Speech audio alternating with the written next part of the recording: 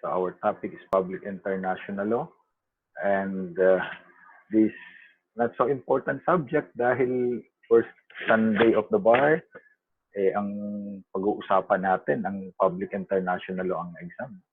Okay, so again, it's the prayer of lawyers according to Thomas More. Pero bago daw po ang mga nag-review, ganito ang itsura. Very cute pa, no? At, ayan.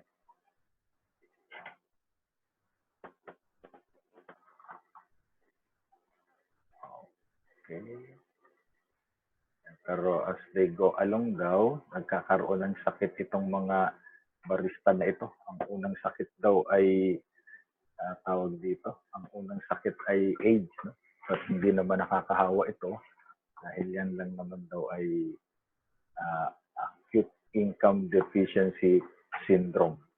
Kasi nag-resign na sa mga trabaho, yung iba wala ng trabaho dahil nagre-review.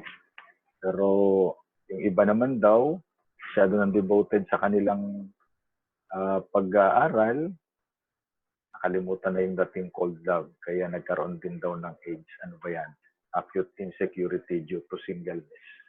Pero habang nagre-review, natagpo ang kanyang tunay na panghingugma, nagkaroon na rin ng AIDS. Ano po? Ako'y in love dahil sa iyo. Ayan. Pero ang tunay na sakit daw talaga ng mga nagre-review for the bar ay SARS. Severe absence of romance and okay, kaya pag tagal-tagal, ganito na daw ang itsura. But I hope nobody looks this way, ano? Okay. So, sabi ni Joseph Story, the law is a jealous mistress and requires a long and constant courtship. But this is not an excuse para magkaroon ng mistresses yung mga lawyers at mga those studying law. Okay? And then, one thing that I have seen in the internet, ito raw, here lies a lawyer for the last time. And when the lawyer dies, he has to be buried in a standing position. Bakit naman? Kasi daw, he has been lying all his life. Okay? So, yeah. Hindi naman ata lahat ng lawyers ganyan. Okay? Now, pag naging lawyer na, ito ang tatandaan daw, no? That a good lawyer knows the law. Of course, we study the law. A better lawyer knows the judge. Kaya nananalo. But the best lawyer knows the judge mistress. Di naman daw lahat. Okay, so everything that we'll be talking about this afternoon until tomorrow and Sunday, I believe, would be taken from this book, Public International Law Simplified. Ang author ay kapangalan ko, distributed and published by Rex Bookstore. Okay? And for other updates, you may subscribe to this YouTube channel for other videos, not only in public international law, constitutional law, labor, meron din, and some other surprises. So please do not forget to subscribe. No? Ayan, i-click nyo lang yung button. Ayan. Okay, so ano ba public international law? Public international law, ang sabi ni Jeremy Bentham, no? Teka ha, nawala yung ating ano. Ayan. Okay. The branch of public law that regulates the relation between sovereigns and other entities that have been granted international personality. Pag sovereign kasi, mga states ito, no? So sabi ni Jeremy Bentham. And from then on, it was interchangeably used with the term laws of nations. Now, what's the difference between public international law and conflicts of law or private international law? Because in the College of Law, there are two laws that you have to deal with. Two international laws, I should say, that you have to deal with. One is public international law, ito yung pag-aaralan natin ngayong gabi, and the other one is private international law, also known as conflicts of law. Public international law, because we all know this, it's under political law, while conflicts of law or private international law is under civil law. Okay. So, pagdating sa public international law, it is international in character, while conflicts of law or private international law, of course, municipal in character. But in international law, when we talk of municipal character, we are talking not of the municipal level in our country, but rather local. No? Kaya yung municipal court is not the MTC, but our Supreme Court in the sphere of international law. Then, of course, states or other sovereigns and the entities with international personality are the parties na rin. For private international, of course, private individuals, nagkaroon lang ng foreign element yung question, kaya tinawag nating private international law. And then transactions, the transactions of sovereigns or states, and then of course private transactions naman pagdating sa conflicts of law. Now in terms of remedies in case of breach, under public international law, you have pacific or hostile methods, and under conflicts of law, you go to the municipal tribunal or the local courts. Okay, so those are the distinctions. Now, in terms of division, public international law has the law of peace, the laws of war, and the laws of neutrality. Okay? So what are the sources of international law? Una dyan, yung primary sources.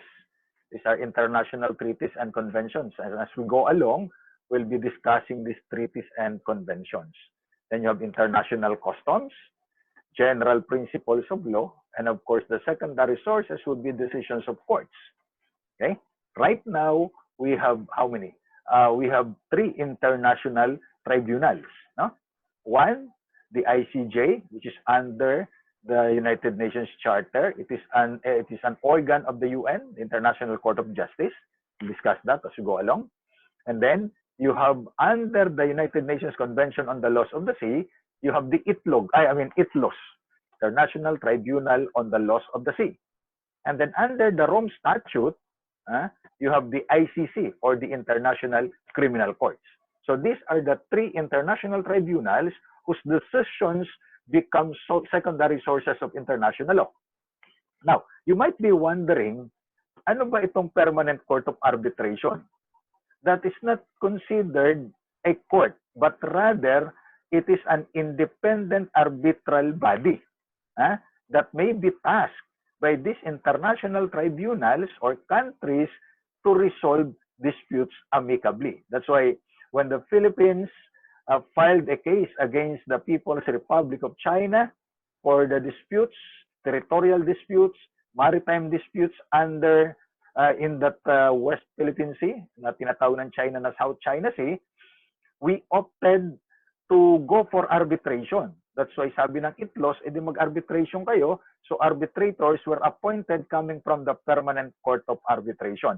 We will discuss that in details as we go along with our discussion. Okay? Then teachings of publicists. Ay, sino ba itong mga publicists na ito?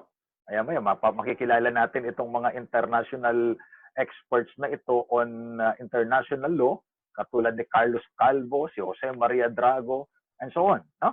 Ayan. Hopefully, may Pilipinong mapalista dyan. Ha? Ayan. So what are the basis of international law? You have the law of nature school. What is this?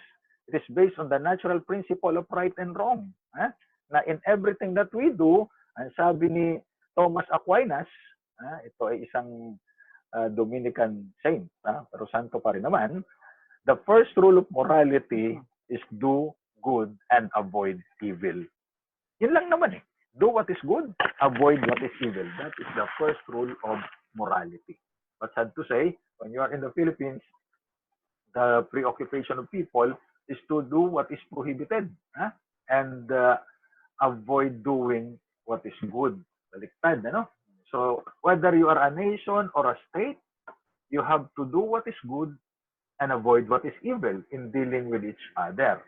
Then, of course, you have the positivist school of thought that the binding force of international is derived from the agreement of the states, because there is no state that is superior over other states. Diba? You have that principle of par and parem non habet imperium, equality of all sovereigns. So no state can claim dominance over other states. So when we enter into a treaty, our treaty or our agreements would be binding, but we do not subordinate ourselves. We are merely coordinating, not subordinating ourselves.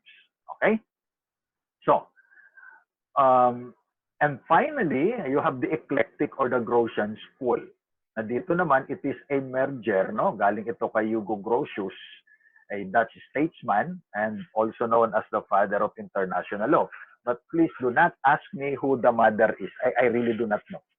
Probably it's because international law is an illegitimate child of a putative father. No. Okay. It's a compromise between the two schools of thought and consider international law as a binding force because it is good and right and because it is agreed upon by the state. Okay? So your agreement are binding provided they are based on the principle of right and wrong. Do what is good, avoid what is evil. Okay. Now, what are the functions of international law? Ito naman, para ka lang nanonood dito ng beauty contest. Ano? Kasi promote international peace and security, world peace, and then foster friendly relation among nations. So if there is friendly relation among nations of the world, then there would be peace and security. Provide orderly conduct for regulation or regulation of conduct of states in their mutual dealings. So hindi natin may iwasan, di ba, to deal with other states. Because as the psychologists will tell us, men are gregarious beings. So if we are gregarious, we cannot live in isolation. So we need other people. Just like states, we need other states. There is that continuing interdependence among nations of the world. So you cannot live in isolation. But how do we transact with other states? So yun ngayon ang isa sa mga functions of international law. And then ensure international cooperation in the pursuit of certain common purposes, economic, social, cultural, humanitarian character. Now, meron di bang common goal ang mundo ngayon? To look for the cure, at least a vaccine, so that people would be immune from this virus coming from Wuhan, China. Ayaw nilang tawagin na Wuhan virus, no? Sabi nila COVID-19. Kasi nagagalit ang mga Chinese. Ba't ba sila nagagalit? Yung Spanish flu, hindi na magagalit ang mga Spanish. Yung African swine fever, hindi naman nagagalit yung mga African. So there is now a common goal to cure the virus. That's one of the functions of international para magkaroon ng cooperation. But remember, the United States of America, the biggest contributor to the funds of the World Health Organization, has already withdrawn its support. Kasi daw napopolitika at nadodominate ng China ang World Health Organization. Okay? Kasi nagiging parang spokesperson ng China itong si director at chairman nitong World Health Organization. Anyway, so why do we apply international law in local jurisdiction? Because number one, the doctrine of incorporation, that the principles of international law are adopted as the municipal law of the land. And we have that in no less than our Constitution. Ano ba sinasabi ng Article 2, Section 2? That the Philippines renounces war as an instrument of national policy, adopts the generally accepted principles of international law as part of the law of the land, and adheres to the policy of peace, equality, justice, freedom, cooperation, and amity with all nations. Okay? So we also have the so-called Kellogg-Briand Pact. Yung ating unang statement doon, that the Philippines renounces war as an instrument of national policy, in itself is an integration or adoption of an international law principle, also known as the Pact of Paris, also known as the Kellogg-Briand Pact, because it was facilitated by Frank Kellogg and Aristide Briand. No? Hindi ito kamag-anak yata ni Kobe Bryant. Si Aristide Briand, Foreign Minister ng France. Frank Kellogg ay Secretary of State ng United States of America. So ano sinasabi dito? The General Treaty for Renunciation of War as an instrument of national policy. And in that agreement, ang sabi diyan, disputes or conflicts of whatever nature or of whatever origin may be, which may arise among them, must be resolved in accordance with peaceful means, not war. That's why there is renunciation of war. Pero hindi naman totoo na porque we renounce war, ayaw na natin makipaggera dahil malakas ang China. Palagi ko naririnig yan, di ba? Hindi natin kayang girahin ng China kasi malakas yan. Well, practically totoo yun dahil China has at least 2 million soldiers, no? 2 million soldiers. Tayo, 100,000 lang yata yung mga soldiers natin. Kasama pa daw dyan yung mga ghost employees. Ha? Hindi ko na alam kung totoo. So ano ang ratio niyan? 100,000 at saka 2 million? Alo? So 1:20 ba? 1:20? So 1 Filipino soldier, 20 Chinese soldiers ang katapat? Kaya ba natin yon? Oo. Nandiyan naman si Honorable Gito Lapid. Diba? Si Jinggoy Estrada. Saka si Honorable Bong Revilla. Oh. Kayang-kaya daw natin yan. Anyway. So, hindi natin nire-renounce ang lahat ng uri ng war. We are renouncing war of aggression. But we do not renounce a war to defend ourselves. Diba? The war of self-defense is not renounced in any way. Because the right to self-defense is always a right of everyone. Okay? Now, let me proceed. Okay. Ayan. And then, of course, puntahan natin itong kaso ng Secretary of Justice versus Ralph Lanchon. Okay? Yung sinasabi dyan, January 18, 2000. Under the doctrine of incorporation, rules of international shall form part of the law of the land, and no further legislative action is needed to make such rules applicable in domestic sphere. The doctrine of incorporation is applied whenever municipal tribunals or local courts are confronted with situations in which there appear to be a conflict between a rule of international law and the provision of the Constitution. Okay? However, you have to remember that if an international law is in conflict with our Constitution prevails. Right? Because that is the doctrine of constitutional supremacy as enunciated by the Supreme Court in that case of Manila Prince Hotel versus GSIS. Being the fundamental law of the land, it is supreme over others. Okay? Ang sumunod naman dyan, why we apply international and local jurisdiction is the doctrine of transformation.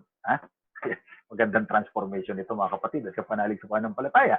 So ano ba yung doctrine of transformation? That an international law is not a binding law locally. No? Binding ito sa mga bansa, but it cannot be enforced locally in the absence of a counterpart legislation. Kaya nga, noong 2007, for example, ito yung tanong sa public international law. Distinguish a soft law from a hard law. Sabi ng mga estudyante ko, sir, a soft law is not yet motivated. It becomes hard thereafter. Well, I do not know what they were talking about. No? So an international law cannot be enforced locally unless there is a counterpart local legislation. So yung international law, it is in the nature of a soft law. Yung local law, that is the hard law. Bakit? Kasi meron kang penalty for non-observance or non-compliance. So yung international law will be transformed into a local law to make it implementable in the local sphere. Okay? Now, who are the subjects of international law? The subjects of international law, as you can see from your screens, you have the states, colonies and dependencies, mandates and trust territories. You have the Vatican, the United Nations, belligerent communities, international administrative bodies, and to some extent individuals. But later on, in that case of Binuya versus Executive Secretary, the Supreme Court was saying that individuals are not subjects of international law. Ayan, mamaya, usapan natin yan. Okay, so yan. That international sphere, traditionally, the only means available for individuals to bring a claim within the international legal system has been when the individual is able to persuade the government to bring claim on the individual's behalf. And even then, it is not the individual's rights that are being asserted, but rather the state's own rights. So ano bang issue dito? Yung pag-claim ng ating mga comfort women. There were comfort women who went out in the open asking for compensation and public apology from the Japanese government. Because apparently, they were the victims of sexual assault and continuous rape during the war by the Japanese soldiers, the members of the Japanese Imperial Army. So, hindi lang naman sa Pilipinas yan, meron din yan sa China, meron din yan sa Korea. pero sila daw nabigyan ng compensation. So itong mga comfort women sa Pilipinas, they were also asking for compensation from the Japanese government. Kaya lang, ang problema dito, nagkaroon noong 1951 ng peace treaty between the Philippine government and Japan. And based on the treaty, the Philippine government has already renounced all claims against the Japanese government. In 1951, hindi pa lumalabas itong mga comfort women ito. They only came out in 1990s, no? The 1990s. At nangihingi sila ng compensation. Sabi ng Korte Suprema, you cannot go there. You cannot go to Japan. You cannot file your individual claims in an international tribunal. So you have to be sponsored by your government. Kasi as an individual, you cannot go there on your own. You have to be represented by your government because you are not subjects of international law. Okay? But even then, kahit na ang gobyerno ang mag-claim, still, it is not your individual rights, but rather the rights of the state against Japan at that time in that case. Ano? Okay. So what is a colony? A colony is used for the countries that are under the dominion and sovereignty of another state. For 333 years, the Philippines was a colony of Spain. Diba? At tayo ay naalipin daw ng mga Espanyol.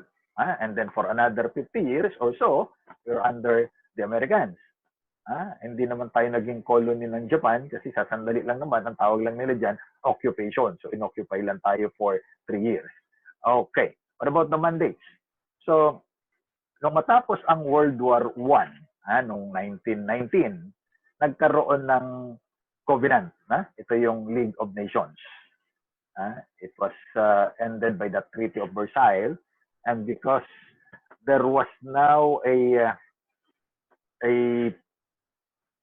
longing for peace, ayaw na ng gyera, so nagtayo ng isang international organization known as the League of Nations, apparently to prevent war, but it did not prevent war. So itong mga territories na na-establish dito, they were called the mandates. Now, upon the entry into the force of the Charter of the UN in 1945, itong mga mandates na ito, kung makikita ninyo dyan sa screen, the mandates for Palestine, for example, ay naging mga trust territories. Okay? Based on the Yalta Conference. Ayan. And then, of course, you have the Vatican. The Vatican is a special case. The Vatican is a state and not a member of the UN. It occupies as an observer status in the UN. Now, it is also known as the Holy See, from the Latin word Sancta Sedes, or the Holy Seeds, or the Holy Chair. Kasi with all due respect, it is not the person occupying the chair that is holy, but rather the chair itself. Why? Based on church tradition, it was first occupied by the very first pope that according to the church, the tradition of the church, was Saint Peter. So Saint Peter ang kauna-unahang pope. Eh bakit si Saint Peter? Kasi yan daw ang sinasabi ni Hesus Kristo sa Ebanghelyo ayon kay San Mateo, ang kabanata 16, ang talata 18 hanggang 21, that you are Peter, and upon this rock I will build my church. The gates of hell and hate shall not prevail against it. I will give you the keys of heaven, and whatever you bind on earth shall be bound in heaven, and whatever you loose on earth shall be loosened in heaven. Amen? Ay, biro lang po. Don't worry, we will not be collecting love offering later on. So, yan ang pinagmula ng salitang Holy See. Okay? So, the name Vatican is an ancient name, The Hills of Vatican, Mons Vaticanus, kung saan nakatayo itong St. Peter's Square. So the capital city is Vatican. The language is Latin and also Italian because it is in Italy, in the capital of Italy, Rome. The government is absolute monarchy, but the monarch, the Pope, is elected. Alam niyo naman yung nag-i-elect niya yung College of Cardinals. Syria kung tawagin. The head of the state is, and government at the same time is Pope Francis. And it gained independence from the Kingdom of Italy on February 11, 1929 via the Lateran Treaty. Kung saan, itong si Pope Pius XI at saka si Benito Mussolini, the dictator of Italy at the time, entered into an agreement, and we call that a concordat. Papalayain ang Vatican at hindi siya pakikialaman ng Kingdom of Italy in exchange for other papal estates that should be turned over to the Kingdom of Italy. Napakaliit lang yan, no? 0.44 square kilometer ang laki at ang population niya ay kukonti, 801. Of course, yung Pope at yung mga pare at ang naririyan. So, hindi talaga yan marami. Dumadami lang yan because of the tourists. Pero ngayon, dahil walang turista, 801 lang daw sila as of 2020. And then, the immunity from local jurisdiction of the Vatican was affirmed by our Supreme Court in that case of Holy See versus Rosario, December 1, 1994. It involves a sale of land, no? Nagkaroon ng double sale, and then yung nakabili, idinimanda yung papal nuncio, who is the representative of the Vatican. Alam nyo, bawat bansa ay merong ambassador, may mga konsul. The Vatican is sending its ambassador to the different countries where it has diplomatic relations. At ang tawag sa kanya ay papal nuncio. At ang embassy ay tinatawag na nunciature. So doon nakatira ang envoy. Okay. So the Vatican is immune from suit just like any other sovereign. Now, international administrative bodies, these are international organizations that are also subject of international law, and they are also immune from local jurisdiction dahil ito naman ay may treaty, no? Dahil pagka mga diplomats, you have to remember, diplomats are immune from local jurisdiction because of the Vienna Convention on Diplomatic Relations in 1961. But international organizations are not diplomatic representatives. So their immunity would be based on the treaty entered into between the Philippine government and that international organization. Okay? So, you also have the United Nations. The United Nations has 6 principal organs. They are, huwag niyong papalitan yung vowel dun sa gitna ng dalawang consonant. So, ang mga organs niyan, number 1, ay itong General Assembly. I will discuss them in details later on. You have the Security Council, Economic and Social Council or ECOSOC, the Trusteeship Council, the National Court of Justice, and the Secretariat. Okay? Then you have the UN Charter. The UN Charter was signed on June 26, 1945 by the representatives of the 50 countries. 50 yung original, kasama Pilipinas. But later on, inadmit nila yung Poland, so naging 51 yung original signatories. And as of today, 193 states ang members of the UN. So from 51, it has grown to become 193 states, and the newest member is South Sudan, the Republic of South Sudan, na nag-break away from Sudan. Okay? That was way back July 9, 2011. Okay?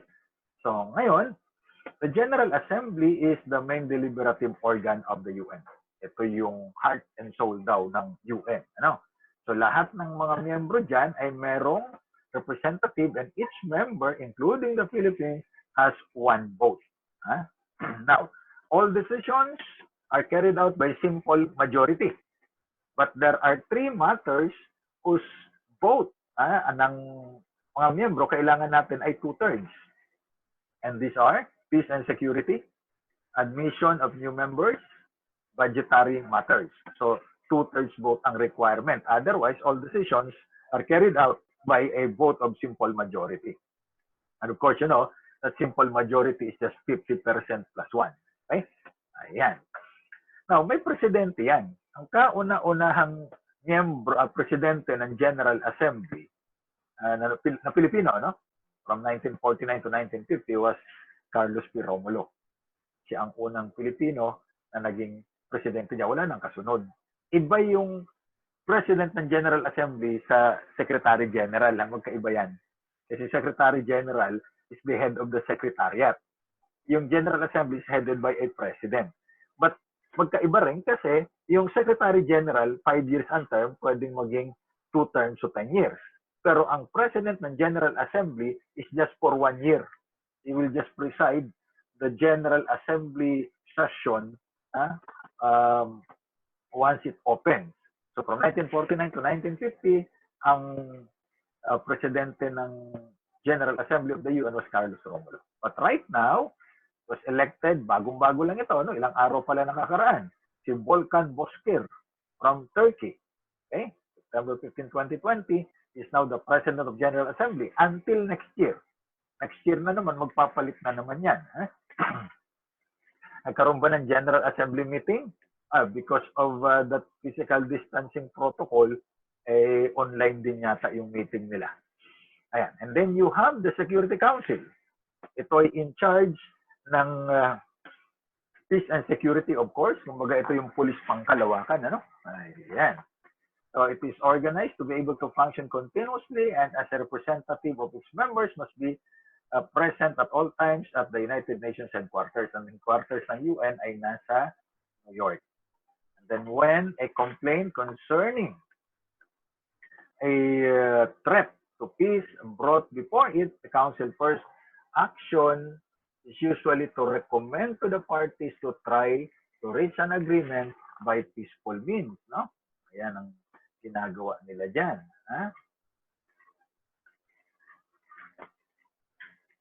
Okay? Peaceful means muna tayo bago tayo magpunta dun sa war. Then of course, the Council is to recommend that the parties must reach an agreement by peaceful means also. So there are two kinds of members in the Security Council. You have permanent members. Ito yung China, France, Russian Federation, United Kingdom, and the United States. So pag sinabing permanent, may forever sila for as long as mayroong UN Security Council, nakaupo na sila dyan. Diba? Kaya nambubuli ang China kasi miyembro siya ng UN Security Council. Okay? And then of course, there are 10 non-permanent members. So they're elected by the General Assembly for a term of 2 years and not eligible for immediate re-election. Now, the non-permanent members was increased from 6, and right now they are 10 because of the amendment to the Charter of the UN in 1965. Okay, itinatanong ba ito sa bar exam? Ay, oo. Mamaya, bibigyan ko kayo ng example ng tanong sa bar exam regarding UN. Okay, and then you have the Economic and Social Council. Is one of the biggest organs of the UN dahil may mga specialized agencies ito kasi nga naman yan ang primary concern ng mga bansa sa mundo, economics, di ba? Then the council serves as a central forum for discussing international economic and social issues, formulating policies, recommendations addressed to member states and the UN itself. So what are the functions of the ECOSOC? Number one, it is responsible for promoting higher standards of living. Diba? Kasi sa buong mundo, sinasabi nila na parang 10% to 15% lang ang naruroon sa rich level at ang 85% ng daigdig ay naghihirap. So there is a disparity in the distribution of the wealth of the world. It's not only in the Philippines, no?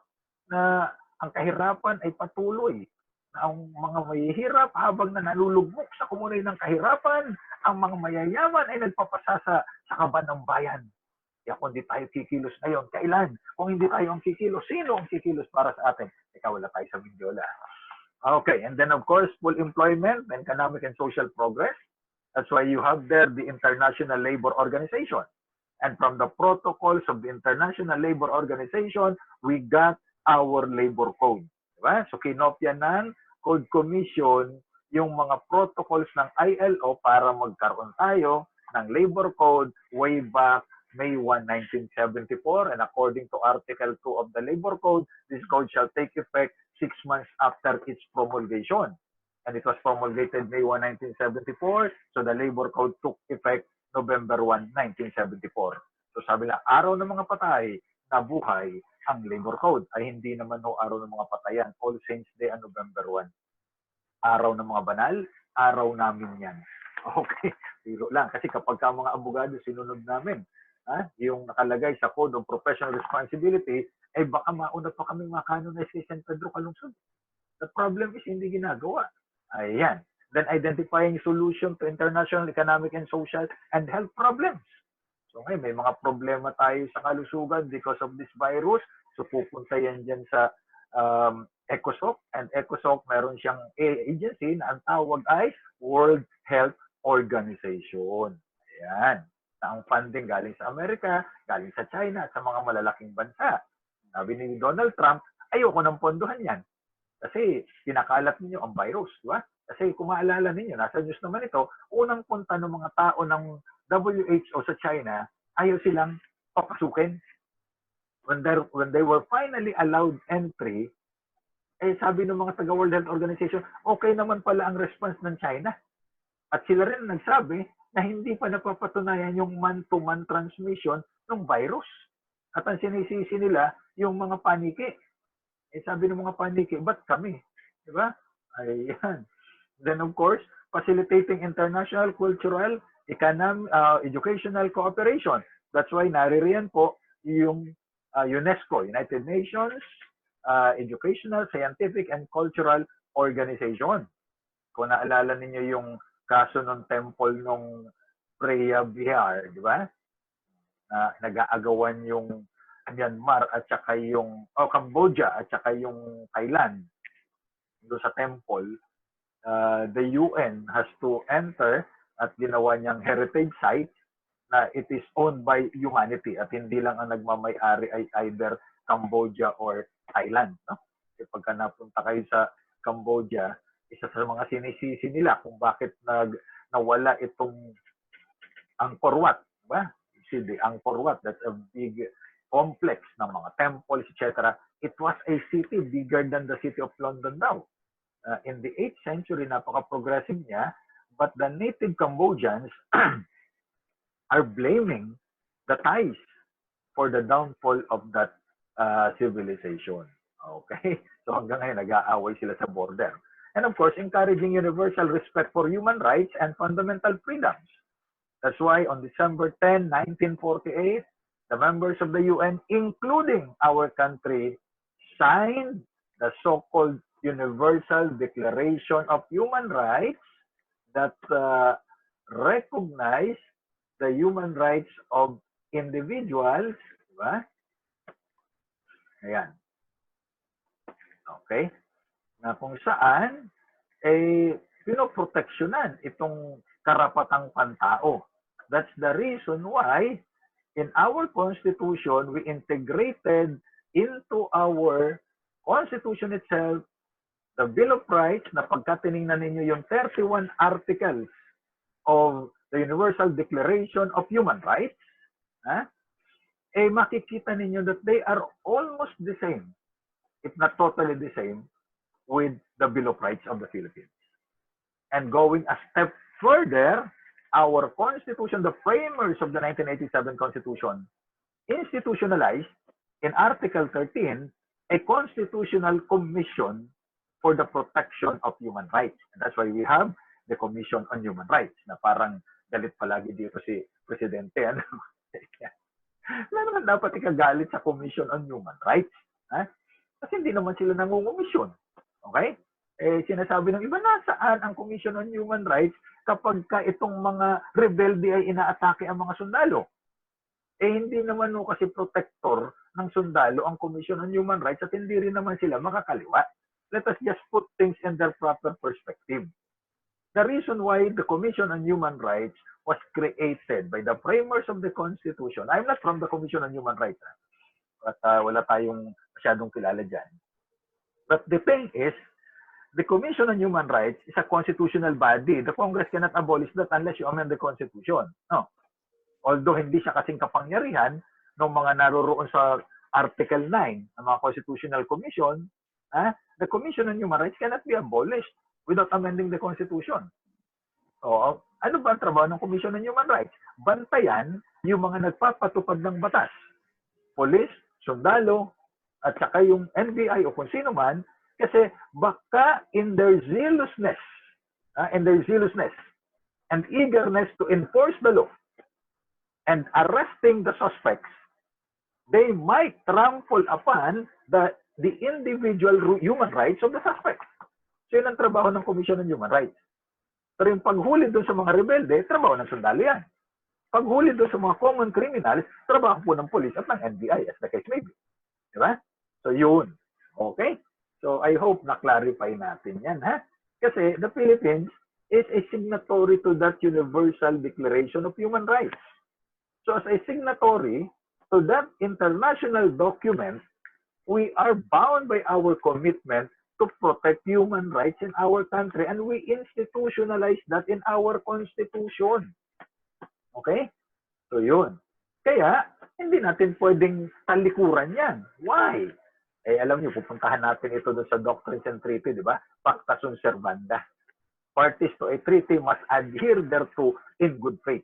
Are we still adhering in good faith to our commitment to protect human rights under that declaration of Universal Declaration of Human Rights? Okay. So ngayon, sino ang president ng ECOSOC? Ito po ang presidente ng ECOSOC, si Munir Akram from Pakistan. Okay? So, pareho silang Muslim, ha? Kasi ang Pakistan is an Islamic country din. So, i-elect lang niya July 23, 2020. Okay? Then, you have the Trusteeship Council. Ay, hindi po totoo na dito ginagawa yung kondom, ha? Hindi ho dito nanggagaling yon. So, the Trusteeship Council, di ba yung mga mandates ng ma-institute ang UN, inabsorb niya at ginawang trust territories.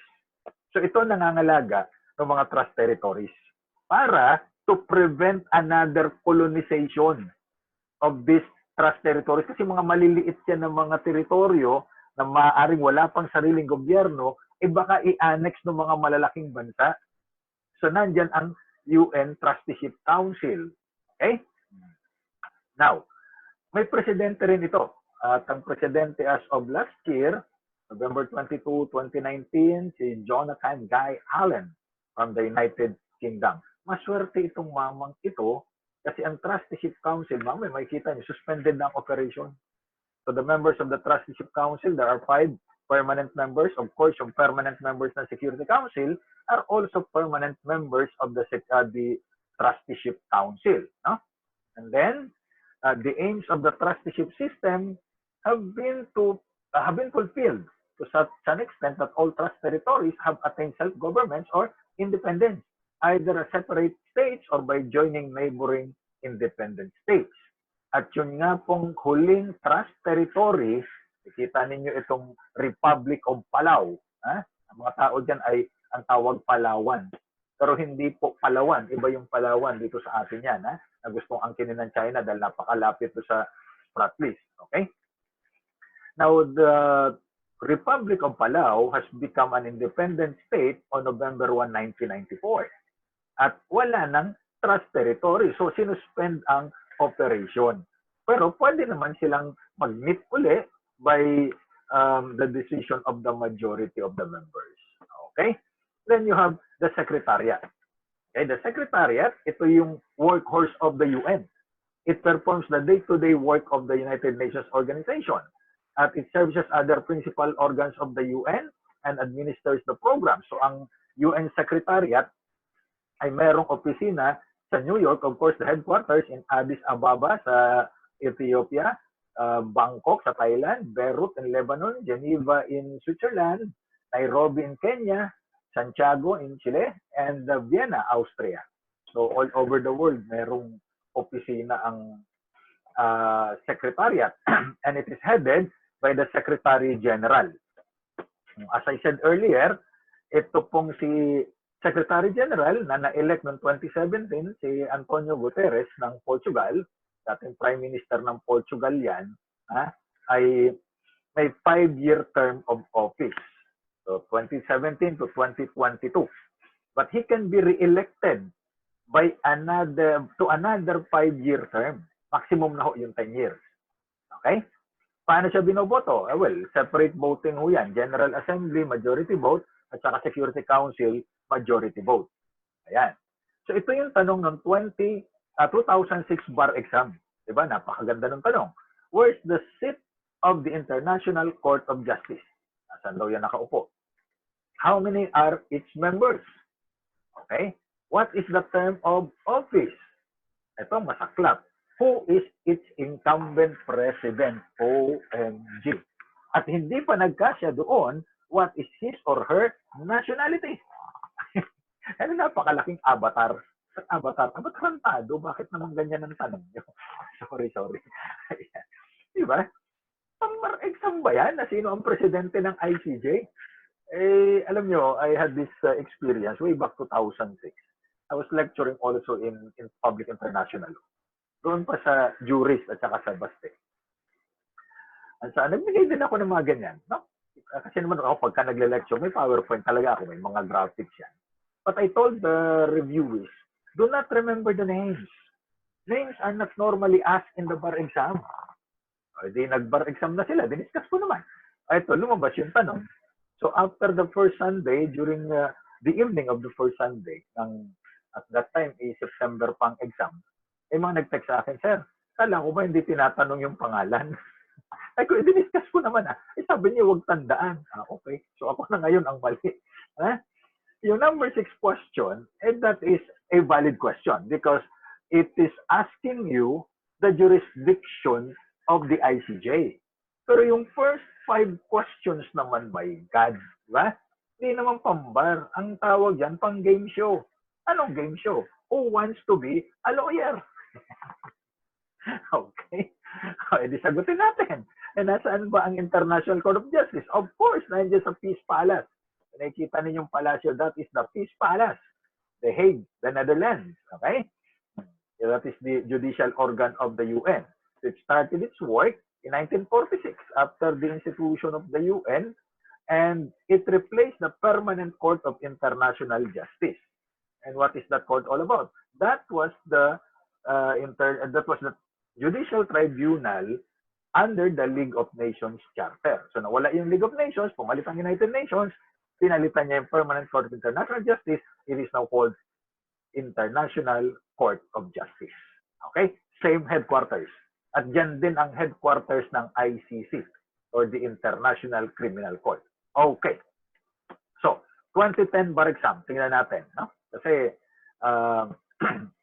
dapat nagpa-practice kayo paano magsagot ng mga bar exam questions. Sabi ko nga sa inyo last time during our discussion of constitutional law, sabi ni Sun Tzu, knowing the enemy is half of the battle won. Okay? So 50% of the battle is already won if you know your enemy. Of course, hindi natin kalaban itong mga examiners. No? Abogado rin naman yan.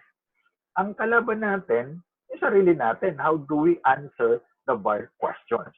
So dapat masanay kayo paano itinatanong how the questions are being phrased or asked in the bar exam. And sometimes magugulat kayo, inuulit lang ang tanong. Okay? Pakaraming instances. Ang gano'n nakaraang taon nga, di ba, merong mga issue na ganyan na kinopya lang daw yung tanong. Saan naman kasi manggagaling yung tanong kung doon din in the side law? So sana, ni-rephrase na lang, di ba? Hindi yung kinopya man. Anyway. So anong tanong nito? 2010 bar exam. Question number 2. Compare and contrast the jurisdiction of the ICC and ICJ. So tatlo lang yan. So kung ganyan ang tanong, 3 points, 3%, dapat magbibigay kayo at least 3. At pag alam ninyong isulat, lagyan ninyo ng number 1, 2, 3. Bakit? Ipagyabang nyo, alam nyo lahat eh.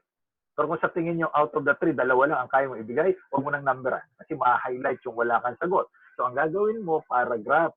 Paragraph. Lakihan ng konti. For all you know, hindi naman babasahin ng examiner yan, hindi niya hanapin yung kulang. Kasi nakaparagraph ka. Diba? Pero kung nilagyan mo ng number at kulang ng isa, yun ang makikita niya. Okay? So, ano ba ang function or jurisdiction of the ICJ? Number 1, it settles in accordance with international law the legal disputes submitted to it by the states. Ang mga members ng UN, di ba? So napakaraming mga kaso dyan. Now, tatanungin ninyo, bakit yung dispute ng China at ng Pilipinas in the West Philippine Sea, na tinatawag nilang South China Sea, kaya daw kanila dahil South China Sea, di tinaw natin West Philippine Sea, di atin na. Di ba? If that is the case, yung buong Indian Ocean, pag-aari dapat ng India. Okay. Yung Atlantic at Pacific, wala nagmamay-ari. Ano? Ngayon, bakit natin hindi dito isinubmit sa ICJ yung dispute ng Pilipinas at ng China? The answer is because there is a special or another law governing that kind of dispute. Kasi China and the Philippines are both members of the UNCLOS. Signatory tayo sa UNCLOS eh. And under the UNCLOS, there is another tribunal, yung tinatawag na ITLOS. So doon ang jurisdiction nun at hindi dito. So pag territorial disputes of archipelagic states, particularly maritime domain, ICJ is divested of jurisdiction and jurisdiction goes to the ITLOS para naman may gagawin siya. Okay? So other states, other disputes na hindi naman maritime dispute, diyan yan sa ICJ. And of course, unlike our Supreme Court, which does not give decision unless there is an actual case or controversy, the ICJ gives advisory opinion. Nagbibigay ng opinion kapag manghihingi ka ng opinion or yung mga organs or agencies ng UN, pupunta sa ICJ, ano ba ang dapat gawin? Nagbibigay ng opinion, even if there's no actual case or controversy. Okay? So yan ang jurisdiction niya. Now, eto na, sunod na tanong, composition. How many compose the ICJ? There are 15 judges. They're not justices. They're just called judges. Right? But you address them as your honor. 15 judges elected to a 9-year term of office. So they are also elected by the majority vote of the General Assembly of the UN and the Security Council, voting separately. And sinabi, independent of each other. That's why, way back 2010 yata, Miriam Santiago was one of the candidates for a position there as a judge in the ICJ.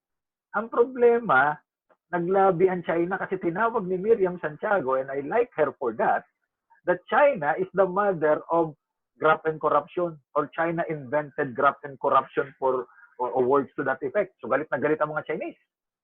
Kaya natalo si Miriam doon sa Security Council. Remember, China is a permanent member.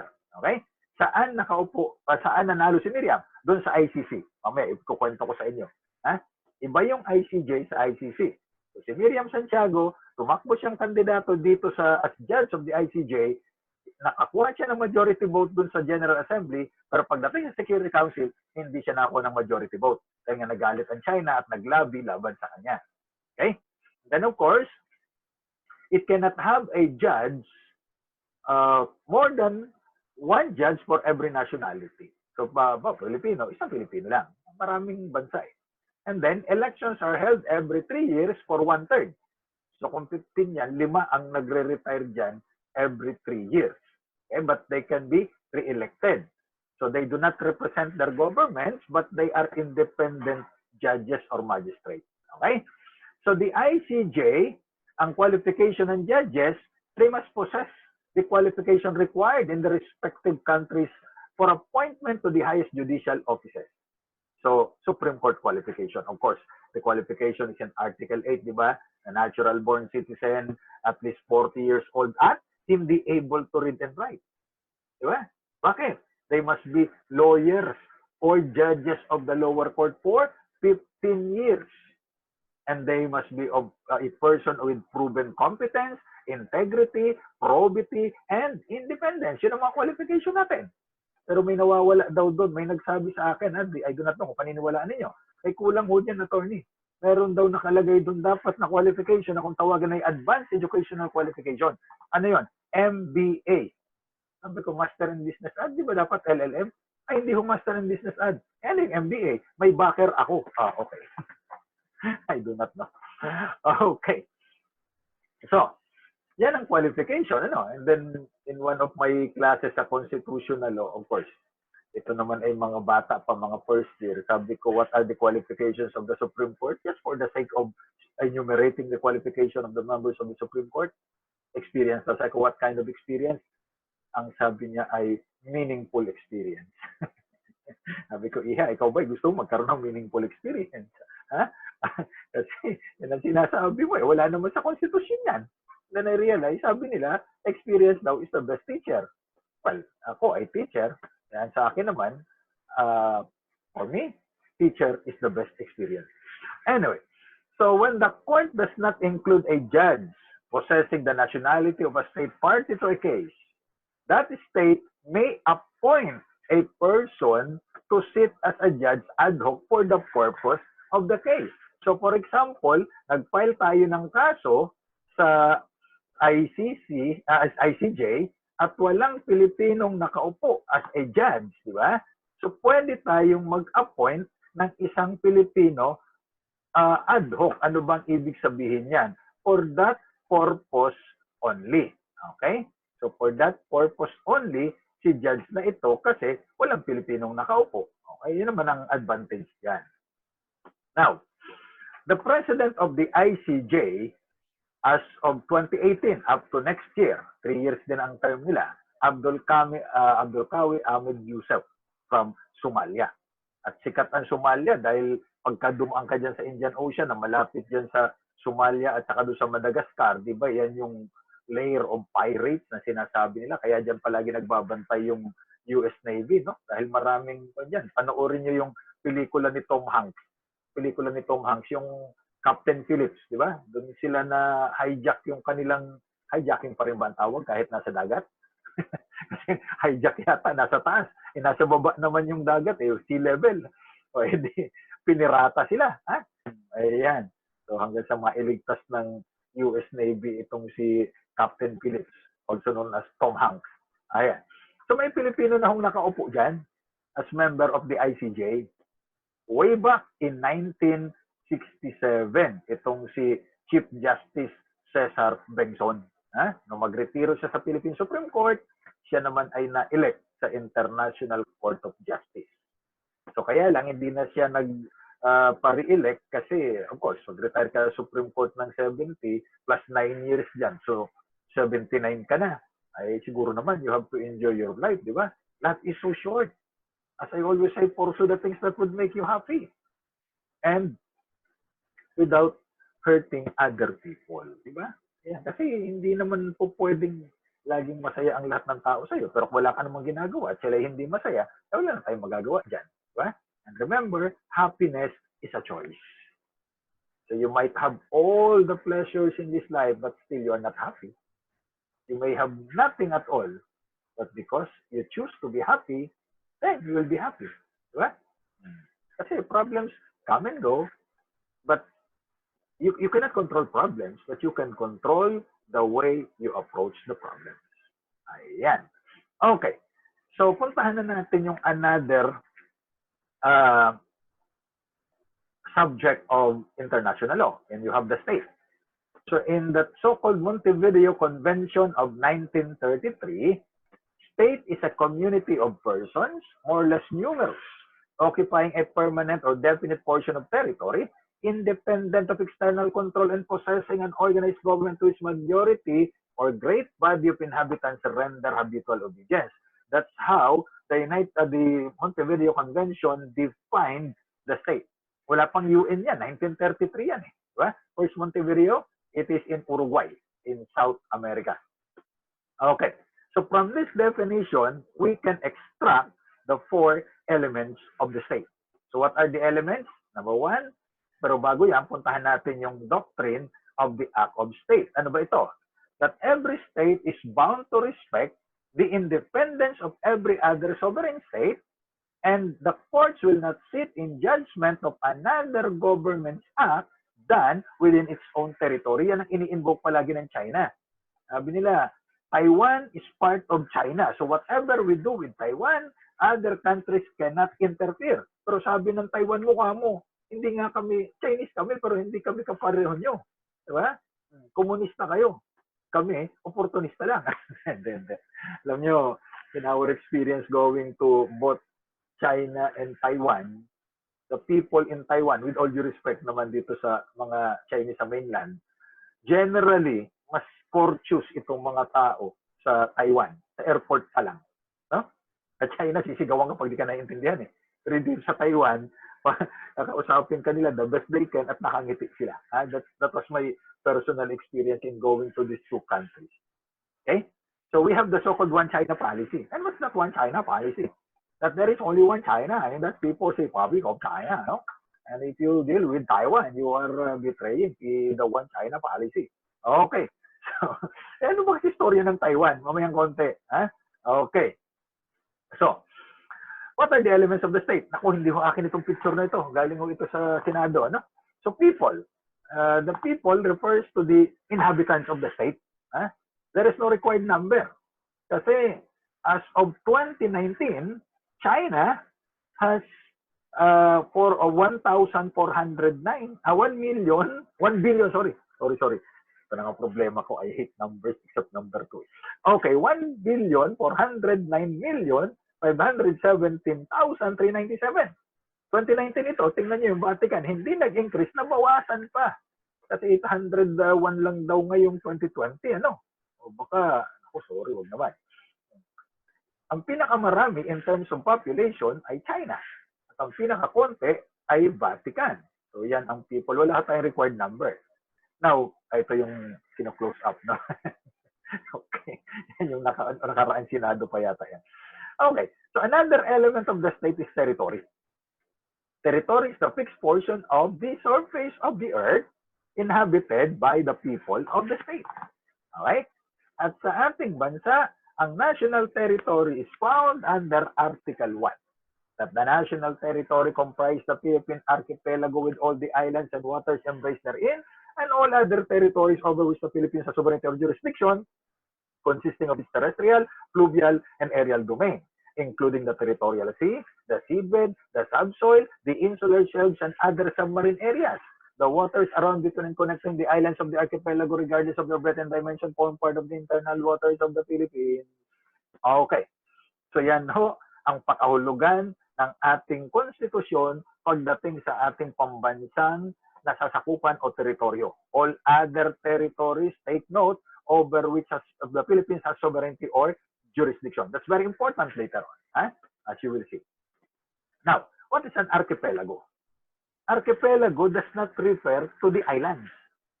Archipelago is derived from the Greek word archon, or leader, or chief, and pelagos, meaning sea.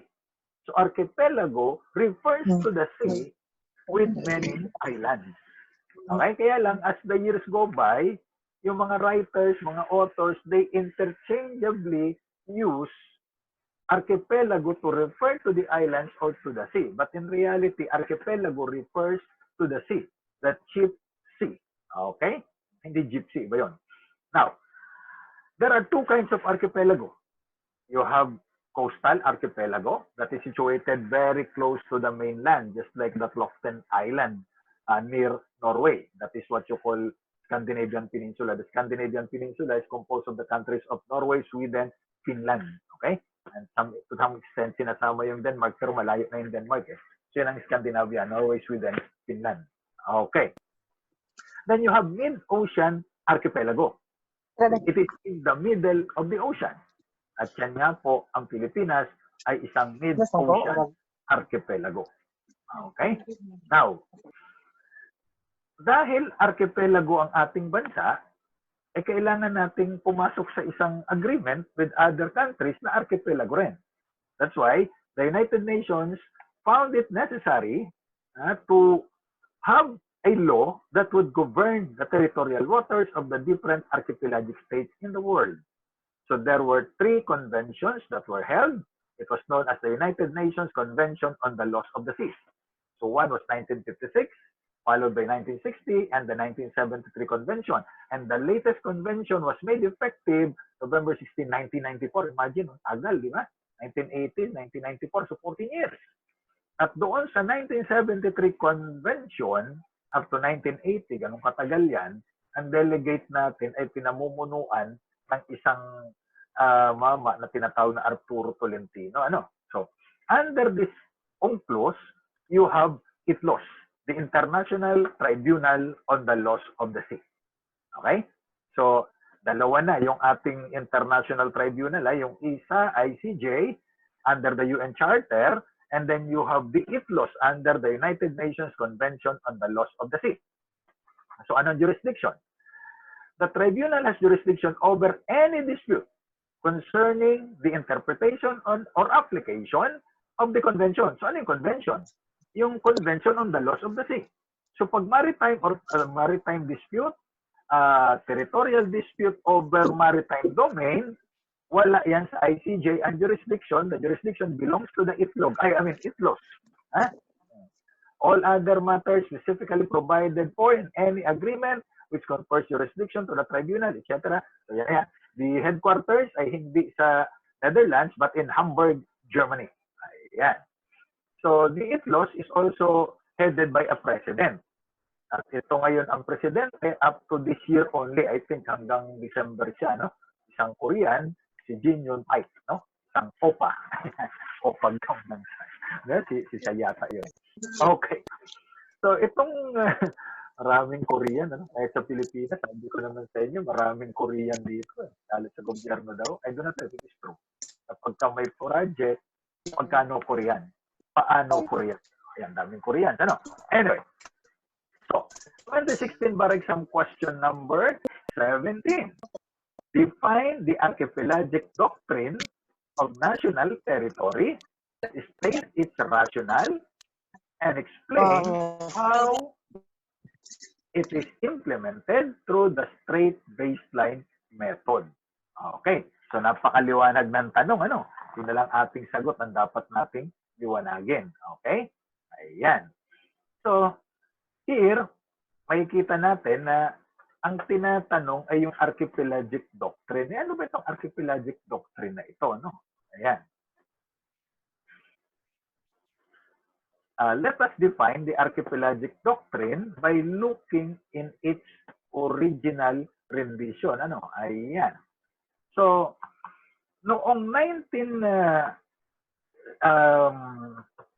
the last convention ng UNCLOS, nagpadala tayo ng delegate. Sabi nga natin, itong si Senador Arturo Tolentino na naging Vice President ni Mr. Marcos during the snap election of 1986. So, sila, yung delegasyon na ito, ang nag-insist na i-adapt natin ang archipelagic doctrine or archipelago doctrine. Na ang doktrinang ito ay nagsasabi na sa isang isla tulad nitong Pilipinas na marami tayong kapuluan, no? At tayo ay nasa gitna ng karagatan, mapapansin niyo na may straight baseline diyan. So it is composed of different islands.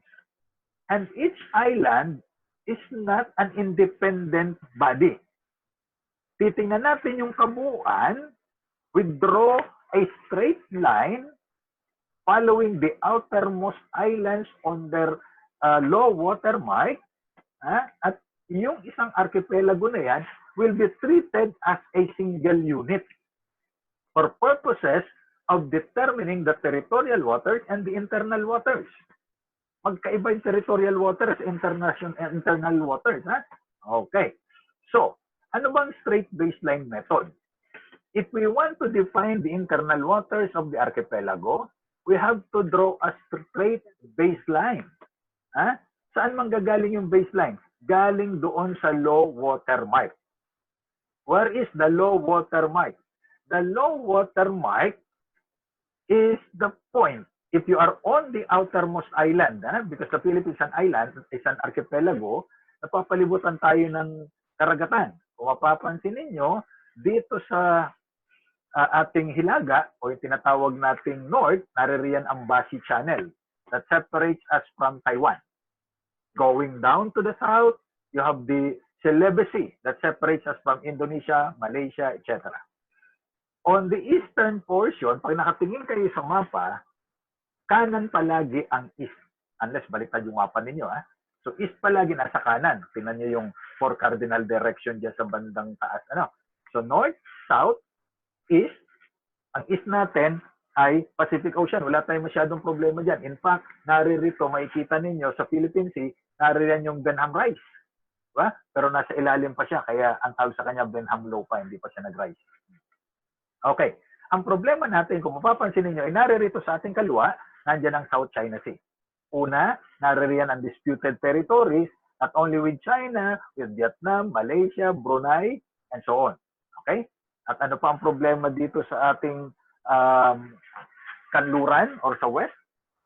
Ang problema natin dyan, dito po nanggagaling ang hangin habagat na nagdadala ng pag-ulan, pagkulog at pagkidlat, lalo sa dakong hapon o gabi. Okay? So, yan. May problema tayo dyan. O, ngayon, if you are on the outermost island, like for example doon sa Batanes, anong outermost island natin doon? It's called Wai-Ami. Wai-Ami. Okay? And then in the south, you have that island of Saluwag. And on the east, Hanapin mo yung pinakadulo, ayan, Catanduanes, ano? So kung nandiyan ka sa islang yan ng Catanduanes, sa Bicol region, ha? During low tide, you look for the place or the point where the sea meets the sun. Yun ang low water mark. Okay? And that low water mark, doon magsisimula ang ating pagbilang going outward to the sea ng 12 nautical miles. That would be our territorial sea or territorial water.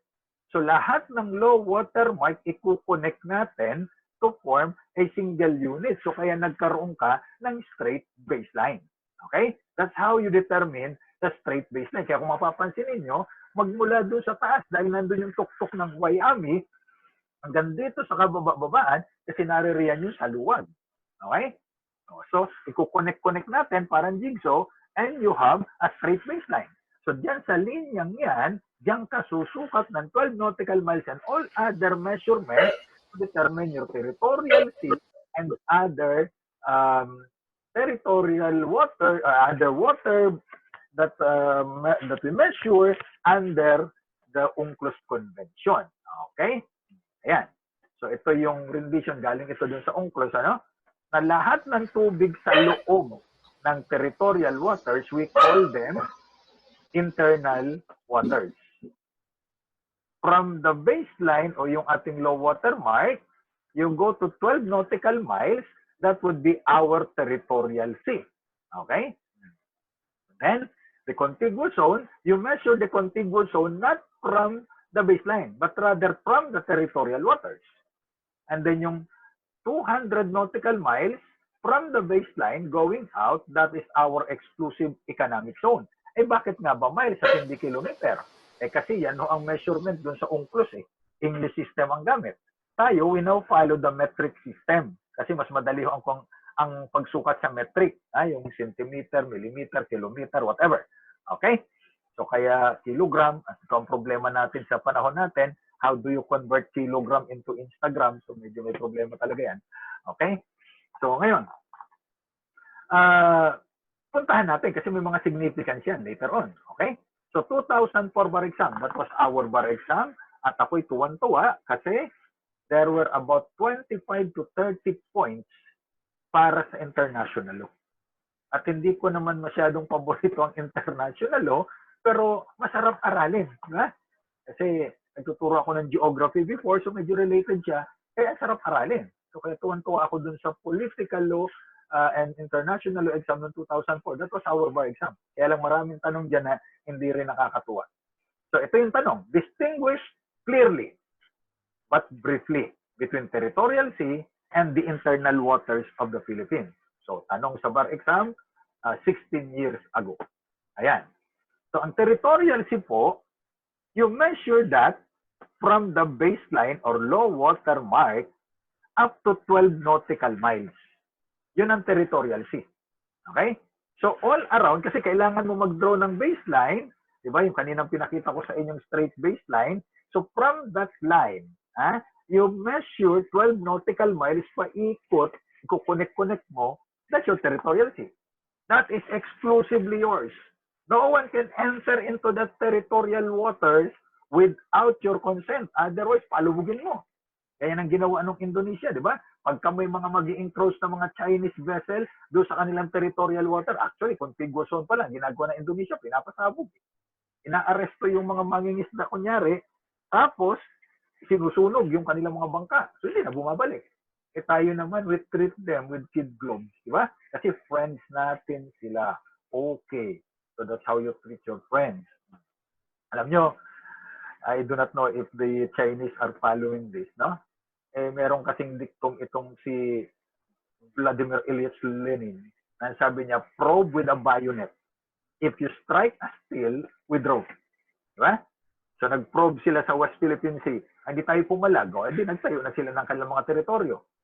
Nagpunta sila dun sa waters of Indonesia. Sinunog yung bangka nila. Hindi na bumalik. Nagpunta sila dun sa waters ng Japan. Di hinabol din sila ng Coast Guard ng Japan. Hindi na rin sila bumalik, although gusto talaga na i-provoke ang Japan. Kasi alam ng China, kaya niyang i-overpower by sheer number ang military might ng Japan because during the surrender of Japan, do sa Potsdam Declaration, sumurrender si Japan sa Allied Powers, nilimitahan yung constitution niya, nilimitahan yung number of military personnel na pwedeng i-raise ng Japan para hindi na siya manakop na iba pang bansa. So kaya sa Japan, mas marami ang eroplano kaysa piloto. Sa atin, ang dami natin magagaling na piloto, pero namamatay dahil sa mga eroplano natin ay mga, anong tawag nila dyan? Mga widowmaker. Bakit? Pagka lumipad yung eroplano, byuda yung asawa ng piloto. With all due respect naman sa magagaling nating miyembro ng Air Force. Pero I was told, I do not know if it is true, na ang ating Air Force ay 99% air, 1% force. Okay? I do not know. Okay? So sa loob ng territorial water, naririyan ang ating internal waters. Okay? Ayun. Puntahan natin ang internal waters. Anong sabi diyan? The waters around, between, and connecting the islands of the archipelago, regardless of their breadth and dimension, form part of the internal waters of the Philippines. So, ang internal water, ito yung nasa loob ng ating baseline. Okay? Ayun. So, they are waters landward side of the baseline. So, titingnan mo, importante yung low water mark. Importante yung baseline. Okay? So, we are free to use ano man yan, ha? And foreign vessels have no right of passage within the internal waters. Kaya itong Chinese vessel na dumaan doon sa Cebu Strait, ha? Pinatay pa yung kanyang radar para hindi ma-detect. Ba't kayo natatakot? Wala namang pang-detect wala namang radar ang Pilipinas, so hindi kayo ma-detect. Pinatay pa. Di ba? Kung dumaan yan doon sa Cebu Strait, internal water natin yun. Dapat inaresto yun. Di ba? So bodies of waters on the landward side, like rivers, lakes, canal, gulfs, bays, and straits, they are internal waters. So absolutely atin yan. Example ng kanal, yung Panama Canal, malayo sa atin yan. Suez Canal, malayo sa atin yan. Gulf, di ba? Meron kayong Leyte Gulf. Meron kayong Wakwak Gulf. Iba pala yun. Meron kayong Lingayen Gulf. Bay. Ano ba yung mga bay na yan? Lamon Bay, Manila Bay, and strait. Yung strait, hindi yung diretso. Strait ba? Hindi. Strait, yung kipot maliit. So, between Samar and Leyte, you have San Juanico Strait. Diba? So, tinayuan ng tulay, San Juanico Bridge. Pero dati, Marcos Bridge ang tawag yan. Okay. So, what about the right of innocent passage? Sabi sa UNCLOS Convention, vessels of all states enjoy the right of innocent passage through the territorial sea. Okay? The passage must be continuous and expeditious, except in cases of force majeure. Ayan. Then submarines and underwater craft are required to navigate on the surface and show their flag. Ang problema natin, wala na tayong pan-detect ng submarine. Kasi pagdadaan sa ating tawag dito, territorial sea, hindi pa po pwede sila mag-exercise ng innocent passage sa territorial sea, but not on the internal waters. Okay? Ano ba yung right of innocent passage? Makikiraan ka lang. Hindi ka dapat titigil. Okay? Pero ang problema, pumasok ka doon sa Cebu Strait, nasaan ba yan? Doon sa may tawi-tawi. The internal water, pinatay mo yung radar mo, hindi ka naman madidetect. Kahit may radar ka, wala naman kayo pan-detect niyan. Hindi ba yan paglabag sa ating territorial integrity? And you go back to Article 2, Section 4, that's one of the duties of the armed forces, to maintain and preserve the territorial integrity of the country.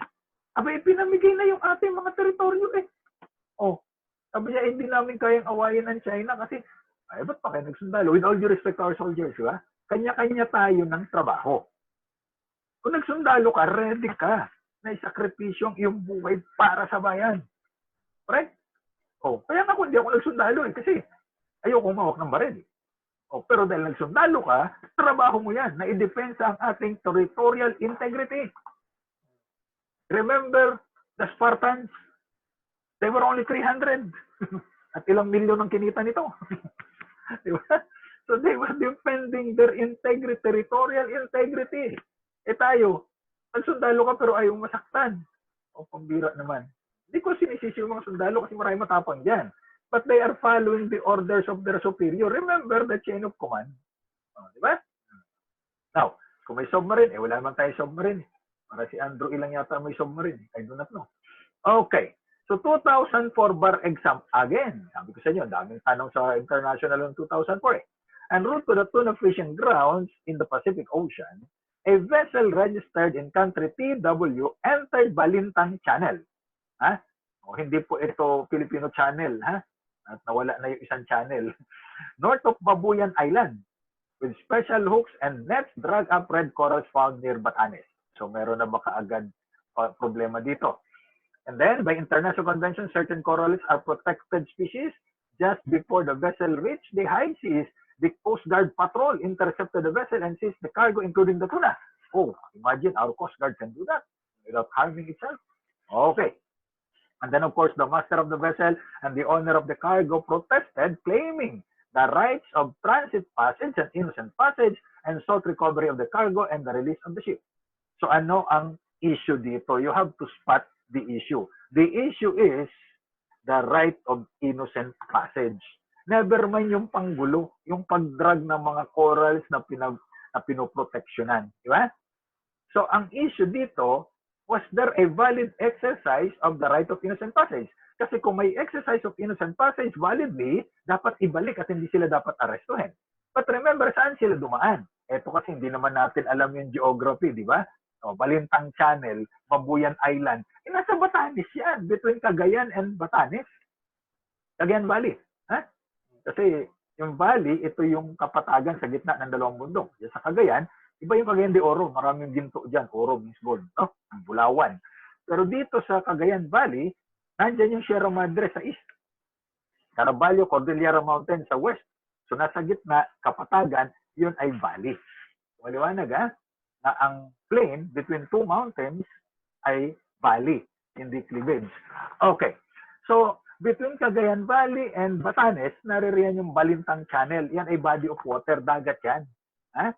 So, dumaan siya dyan. Ano ba yun? Yan ba ay territorial sea? No, that's internal water. So, if you pass through internal waters, there is no right of innocent passage. So, the invocation of the right of innocent passage is untenable under the circumstance. Okay? So, hindi meritorious yung claim. O, maliwanag tayo, ha? Okay. So, ano bang scope of internal or national water? So, meron tayong rivers na maaring national, boundary, or international river. Now, paano natin malalaman kung sino ang nagmamay-ari ng ilog? Like, for example, the Nile River sa Africa na maraming dinadaan ng bansa. Yung Amazon River sa South America. Diba? Now, yung the Talweg Doctrine. So kapag may mga bansa na dinadaanan yung river, in the absence of an agreement, the riparian states, ito yung mga nasa gilid ng rivers, no? The boundary line is laid on the middle of the main navigable channel. Kung saan yung pinaka-dinadaanan, so hatiin natin. Yun ang ating boundary. Kasi di ka naman pwede magtayo ng bakod dyan sa ilog, di ba? Katulad nung kay Donald Trump. So, river yata yan sa Metro Manila o ganyang kadumi. Pero pinaganda na, nilagyan na ng kulay puting dolomite. Sana tinaniman nila ng mangroves, ano? Hindi na lang dolomite ang nilagay. Anyway, then, what about the middle of the bridge doctrine? So, kung nagtayo ka ng tulay, dapat sa gitna ng tulay, yun ang boundary. Ganun din naman halos yan. Kaya lang ito kung may bridge, kung walang bridge, di ba? So, kaya pag may trouble kayo sa tubig, you have to build a bridge. Kasi marami tayong mga politiko, kahit naman walang ilog, nagtatayo ng tulay kasi they have trouble pala with the water. So, they build bridge over troubled waters. Okay. Now, 2004 bar exam uli. Distinguish clearly but briefly between the contiguous zone and the exclusive economic zone. O, di ba? Ano ngayon ang distinction? Pag sinabi natin contiguous zone, take a look at this. It is a 12 nautical mile beginning from the 12 nautical mile. Ano yung 12 nautical mile na nauna? Territorial waters. So, ang contiguous zone, hindi mo sinusukat galing sa baseline. It is measured from the territorial water. So, may 12 ka na, you add another 12. Okay? So, parang 24. Pero hindi 24 kasi yung 12 doon, absolute sa'yo. Yung contiguous zone is not part of your territory. It's not part of your territory. But, you may exercise limited jurisdiction to prevent infringement of customs, fiscal, immigration, or sanitary laws. Di ba? So may nagtapon dito ng basura, ayuhulihin natin yan. Pero pag nasa loob ng Pilipinas yung basura, okay na yan. Kasi parang kulang tayo sa basura, nag-i-import pa tayo ng mga basura galing sa Korea saka sa Canada, naalala nyo pa yun? Ayan. Sabi ng Presidente, pag hindi nyo kinuha ang inyong mga basura dito, ipadadala ko yan dyan, pabalik sa inyo. O di yung mga Korean, kinuha ulit yung basura nila. Yung basura, i-import natin. Ano ba? Nagkukulang na ba tayo ng basura? Ang dami ng basura dito. Okay? Magwanag. So yan ang contiguous zone. Limited jurisdiction, take note. Now, what about the exclusive economic zone? Maya-mayang konti, i-discuss sa exclusive economic zone. Kasi ito yung tanong ng 2005 bar exam. Enumerate the rights of the coastal state and the exclusive economic zone. So, ano ba ang exclusive economic zone? It extends up to 200 nautical miles. Take a look at your screen. From the baseline, ang pagsukat ng exclusive economic zone. From the baseline up to 200 nautical miles. No? Technically, the area is beyond the country's territorial. It's not part of our territory, but we exercise absolute sovereignty or jurisdiction over economic resources. Diba? So, atin lahat yan. Baba at ilalim. Kaya lang, if there are overlapping economic zone, exclusive economic zone, kasi malawak yan, 200 nautical miles. Ano ba pinag-uusapan natin nautical miles? Ang conversion daw ko dito, kung tama si Mr. Google, 1.6 kilometers ay 1 nautical mile. So kung 200 dyan, di ba? So almost 300 kilometers ito, ang layo niyan. Okay? From end to end ng Cebu province yan. O 300 kilometers. Okay. So yan, nagkaroon ng overlapping, edi wala ka na exclusivity. So, you enter into a treaty for joint exploration. You enter into a treaty for joint exploration. So yan ang ini-insist ng China na mag-joint exploration tayo. So ang tanong, yung bang joint exploration with China ay valid under our Constitution and under the United Nations Convention on the Laws of the Sea? I tell you, wrong. There is no basis. Why? Ang sabi ng arbitral tribunal, there is no overlapping between the exclusive economic zone of China and the exclusive economic zone of the Republic of the Philippines. Ang layo. So, bawal ang joint exploration. We enjoy exclusivity. Okay?